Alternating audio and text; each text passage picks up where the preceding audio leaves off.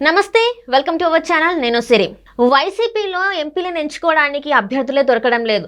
నిన్న మొన్నటి వరకు అయితే ఆలీ గారిని ఇంకా వివి వినాయక్ని అనుకున్నారు. కానీ ఇప్పుడు కాకినాడ ఎంపీ బరిలో అయితే సుమన్ గారిని అనుకుంటున్నారు. ఇది మరి తనకి సుమన్ గారు ఓకే అంటారా, ఓకే అన్నారా, జగన్ గారి పరిస్థితి ఏంటి అనేది ఈ అంశాన్ని చర్చించడానికి మనతో పాటు ఉన్నారు ప్రముఖ సీనియర్ పొలిటికల్ అనలిస్ట్ అంకమరావు గారు. నమస్కారం సార్. నమస్తే సిరి గారు.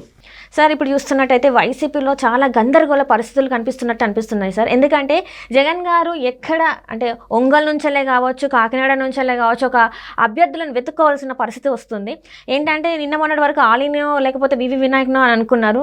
కానీ వాళ్ళు నో చెప్పడంతో ఇప్పుడు మళ్ళీ సుమన్ గారి పేరు వినిపిస్తుంది. సో సుమన్ గారు ఎస్ అంటారా, నో అంటారా, అసలు ఈ పరిణామాలను ఎలా పరిగణించాలి సార్? ఒకటండి, ఇప్పుడు నిన్నటిదాకా అంటే చిన్నప్పుడు నాటకాల్లో మొదటి కృష్ణుడు, రెండో కృష్ణుడు, మూడో కృష్ణుడు అని వస్తూ ఉండేవాళ్ళు. అంటే ఆ సన్నివేశాలను బట్టి ఒక్కొక్కళ్ళు మారుతూ ఉండేవాళ్ళు. తర్వాత హరిశ్చంద్రుడు కూడా అట్లానే ఒకటో హరిశ్చంద్రుడు, రెండో హరిశ్చంద్రుడు అని అట్లా మార్చుకుంటూ వచ్చేవాళ్ళు. ఇప్పుడు రాజకీయాల్లో సరికొత్తగా చూస్తున్నాం, ఇంతకుముందు ఎప్పుడు లేదు ఇట్లా. నిన్నటిదాకా వీళ్ళు ఏం మాట్లాడారంటే సింహం సింగిల్గా వస్తుంది, మిగిలిన వాళ్ళందరూ గుంపులుగా వస్తున్నారు, చూసారా మాకు అభ్యర్థులు, మీకు అసలు అభ్యర్థులు ఉన్నారా, 175 స్థానాలకు మీ అభ్యర్థులు చెప్పండి అని చెప్పని ఇప్పుడు దాకా ప్రతిపక్షాలను వీళ్ళు మాట్లాడుతున్నారు. ప్రతిపక్షాలు కూడా దానికి సరైనగా ధీటుగానే సమాధానం చెబుతూ ఉండే వాళ్ళ ప్రయత్నం వాళ్ళు చేస్తూనే ఉన్నారు. ఇప్పుడు 2019లో వీళ్ళు విజయం సాధించిన తర్వాత ఇంకొంచెం ఎక్కువ మాట్లాడటం కూడా మొదలుపెట్టారు.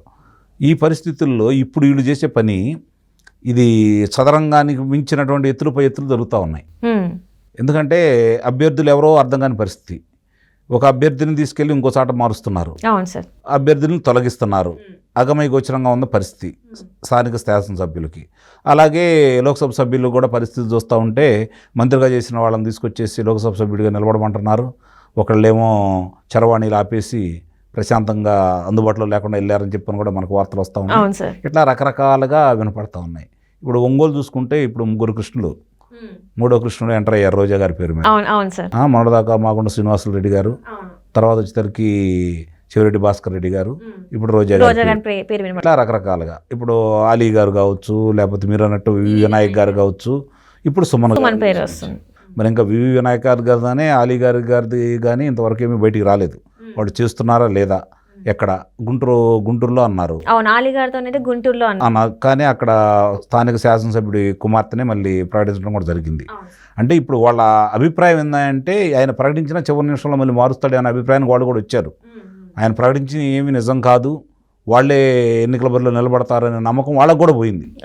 ప్రజలు కూడా ఏమనుకుంటున్నారంటే అబ్బో ఎన్నికల ముందు రోజు అంటే మామూలుగా వీళ్ళు పత్రాలు సమర్పించే ముందు రోజు వరకు వాళ్ళ పేర్లు ఇలానే వస్తాయి పోతూ ఉంటాయి, ఈయన బాగానే ఆడుకుంటున్నాడు, ఆడుకో ఆంధ్రుడా కాదు, ఆడుకో శాసనసభ్యులు, ఆడుకో లోక్సభ సభ్యులు అని చెప్పిన అందరినీ అన్ని ఆటలు కలిపి ఆడుతున్నాడు, క్రికెట్, వాలీబాల్, ఖోఖో, కబడ్డీ అన్నీ కలిపి ఆయన ఒకే ఆట, అన్ని క్రీడలు ఆడేస్తున్నాడు. కాబట్టి వాళ్ళు కూడా ఆస్వాదిస్తున్నారు, ప్రజలు కూడా ఇది జరిగే యొక్క ఈ క్రీడలను వాళ్ళు కూడా చూస్తా మంచిగానే ఆస్వాదిస్తున్నారని నేను భావిస్తున్నాను. అంటే ఇంకొక 6 కూడా ఎంపీలు కూడా బయటకు వచ్చినట్టు కూడా తెలుస్తుంది సార్, అందులో వాస్తవం ఉందంటారా? వస్తారు. బాలశౌరి గారు ముందే వచ్చేసారు కదా, లావు కృష్ణదేవరాయలు గారు బయటకు వచ్చేసారు, ఆదిమూలపు గారి పేరు కూడా వినిపిస్తుంది. సో వాళ్ళు తను కూడా బయటకు వచ్చేసినట్టేనా సార్? ఆదిమూలపు సురేష్ గారు లోక్సభ సభ్యుడు కాదు కదా, అంటే మంత్రిగా చేసి ఆయన స్థానచలనం అయింది. తను కూడా వ్యతిరేకంగా మారారు అనే కూడా వినిపిస్తుంది. మార్నింగ్ నుంచి వింటుంటే ఈయన పేరు కూడా బయటకు వచ్చింది.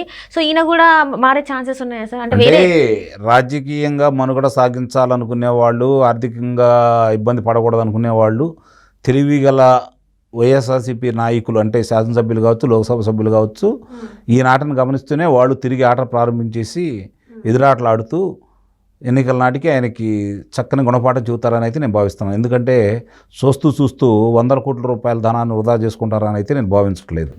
ప్రజాక్షేత్రంలో ఈరోజు ఆ పార్టీ మీద ఉన్న వ్యతిరేకత వాళ్ళు కూడా గుర్తించారు.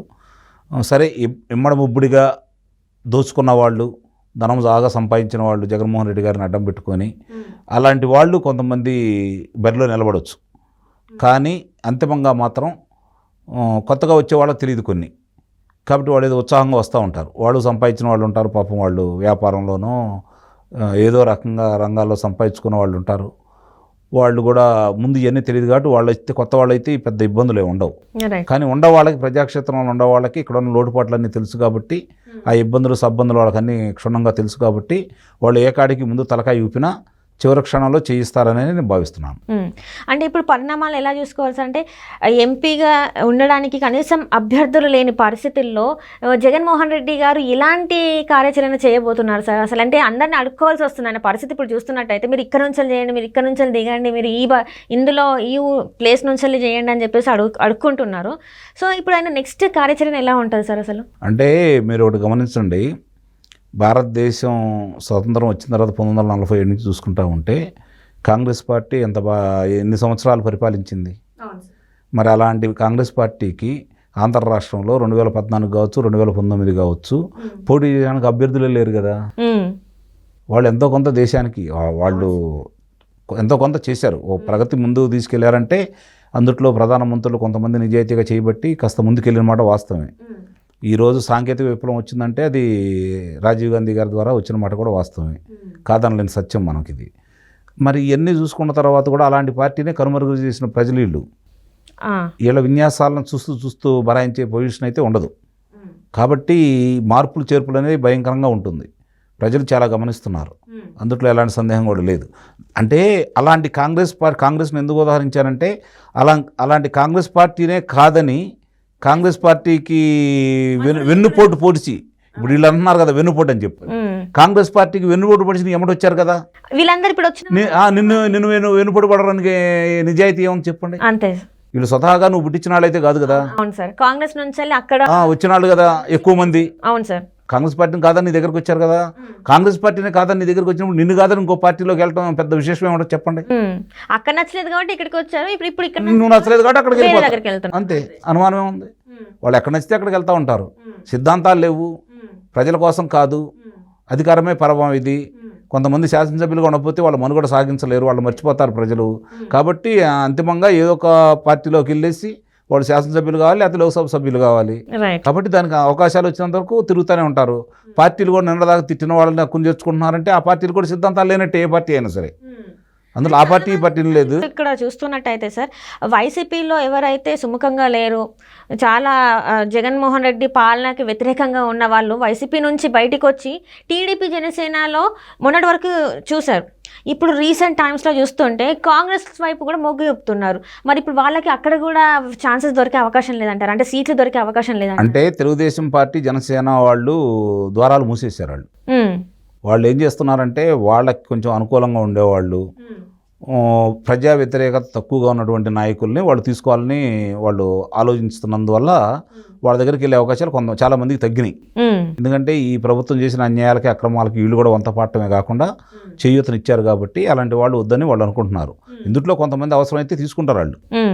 వాళ్ళేమో స్వచ్ఛందంగా ఇప్పుడు వాళ్ళు నిజంగా అంత ప్రక్షాళన చేయాలనుకుంటే వాళ్ళ పార్టీలో నాయకులు ఉంటారు, వీళ్ళని తీసుకోవాల్సిన అవసరం అయితే లేదు కదా. తీసుకోవాలనుకుంటే వాళ్ళ స్వార్థం కూడా వాళ్ళకు ఉంది, ఈ పార్టీని బలహీనపరచడం కోసం వాళ్ళు చేయాల్సిన ప్రయత్నం చేస్తున్నారు. ఇప్పుడు ఏ పార్టీలైనా ఎలా ఆలోచిస్తాయి అంటే వాళ్ళకి ఇబ్బంది ఎట్లా అవుతుందంటే ఒక చిన్న ఉదాహరణ చెప్తాను మీకు. 10 మంది ఉంటారు, అటు 5 ఇటు 5 ఉంటారు, సమంగా ఉంటారు. ఇద్దరిని తీసుకున్నారు అనుకోండి, అక్కడ 3 అవుతారు, వీళ్ళు 7 అవుతారు. వీళ్ళు ఇద్దరిని తీసుకున్నారు కదా, ఇటు నుంచి 3 అవతలకి వెళ్ళారు అనుకోండి, వీళ్ళు 4 అవుతారు, వాళ్ళు 6 అవుతారు. ఇక్కడ ఉండే వాళ్ళని వీళ్ళని బలం పెంచుకొని చేసుకోవాలని ఆలోచన పోయేసి అక్కడ వాళ్ళు వస్తేనే మనం బలపడతామని ఆలోచిస్తున్నారంటే వీళ్ళు బలహీన కింద లెక్క, ఏ పార్టీ వాళ్ళైనా సరే. ఇప్పుడు జరుగుతున్నదంతా ఇదే జరుగుతుంది కాబట్టి చూడాలి. అంతిమంగా ఇప్పుడు ప్రజలు ఒక నిర్ణయానికి వచ్చారు కాబట్టి వైఎస్ఆర్సీపీ పార్టీని ఓడించాలని, ఘోరాతిఘోరంగా ఓడించాలని ఒక నిర్ణయానికి వచ్చారు కాబట్టి అది ఆ నాయకులకు అర్థమైపోయి పక్క పార్టీలు చూస్తూ ఉన్నారు. మరి ఇది ఏ పరిణామాలు దారిస్తుందో చూడాలి మరి. Right sir, right. Thank you so much sir, మీరు మా స్టూడియోకి వచ్చినందుకు ధన్యవాదాలు.